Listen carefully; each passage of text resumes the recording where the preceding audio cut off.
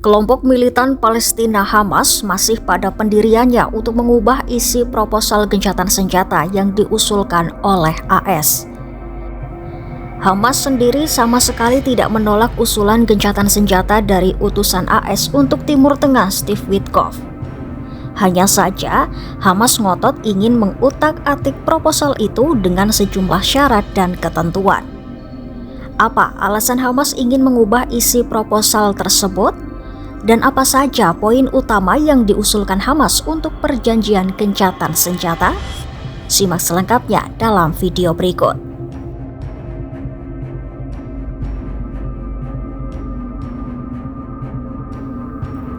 Seorang pejabat tinggi Hamas, Basim Naim, mengatakan Hamas merespon secara positif usulan terbaru yang disampaikan oleh Steve Witkoff meskipun usulan tersebut tidak memberikan jaminan untuk mengakhiri perang.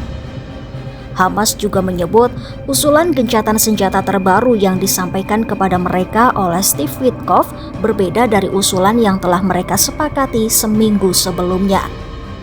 Karena itu, Hamas pun menambahkan beberapa ketentuan utama dalam isi proposal gencatan senjata tersebut. Yang pertama, Hamas menuntut gencatan senjata permanen, bukan gencatan senjata sementara.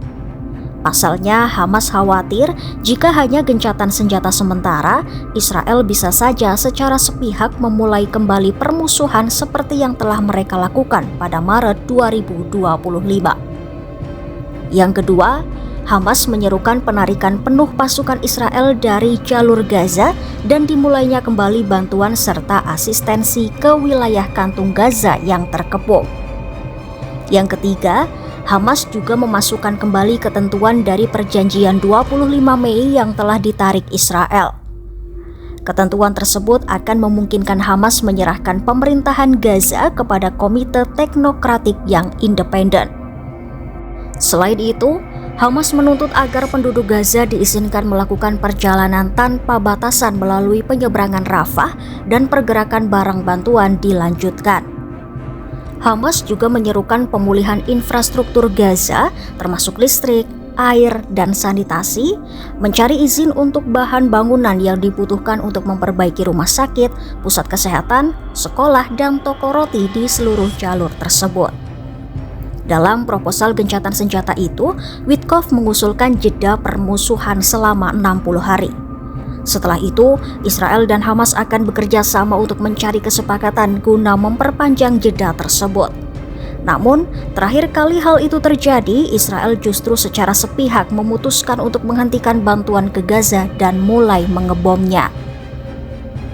Sementara itu, terkait pembebasan sandera, Witkoff mengusulkan pembebasan dilakukan dalam waktu seminggu setelah jeda 60 hari. Namun, lagi-lagi Hamas khawatir Israel akan melanjutkan kampanye pengebomannya setelah para tawanan dibebaskan. Sehingga Hamas menyerukan pembebasan mereka secara bertahap selama masa jeda.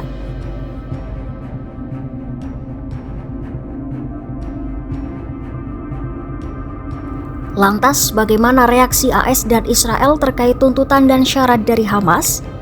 Witkoff menyebut tuntutan Hamas itu sama sekali tidak dapat diterima. Menurutnya, syarat dari Hamas itu justru hanya akan membawa kemunduran gencatan senjata. Sementara itu, Presiden AS Donald Trump menyebut Israel dan Hamas hampir mencapai kesepakatan gencatan senjata.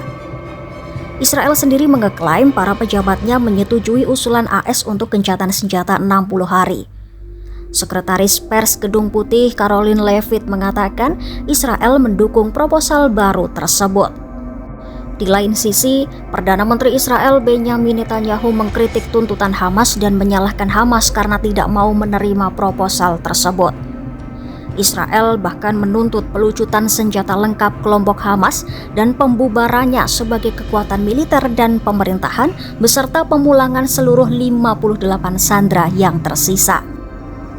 Seorang profesor madya di Institut Studi Pasca Sarjana Doha, Tamir Karmot, menggambarkan negosiasi antara Hamas dan Israel terjadi tanpa itikat baik sama sekali. Karmot menilai Israel hanya terpaku pada satu tujuan utama, yaitu penyerahan diri Hamas dan menghilangkan Hamas dari muka bumi. Sementara Hamas terlibat dalam negosiasi itu hanya untuk mencoba mengurangi kengerian perang agar sejumlah bantuan kemanusiaan dapat masuk dan juga untuk mencari jalan keluar yang bermartabat. Ya, Hamas kini lebih waspada terhadap kejadian-kejadian di masa lalu ketika Israel memilih untuk secara sepihak melanggar gencatan senjata sementara. Pelanggaran itu terjadi pada Maret 2025 ketika Netanyahu memutuskan untuk memblokir semua bantuan yang masuk ke Gaza dan memulai kembali perang. Alasan itulah yang membuat Hamas sangat ingin mengubah proposal gencatan senjata yang diusulkan oleh AS itu. Ya, pada intinya Hamas ingin gencatan senjata permanen, perang diakhiri, dan pasukan Israel ditarik dari Gaza. Bagaimana kelanjutannya? Ikuti terus perkembangannya hanya di YouTube Kompas.com.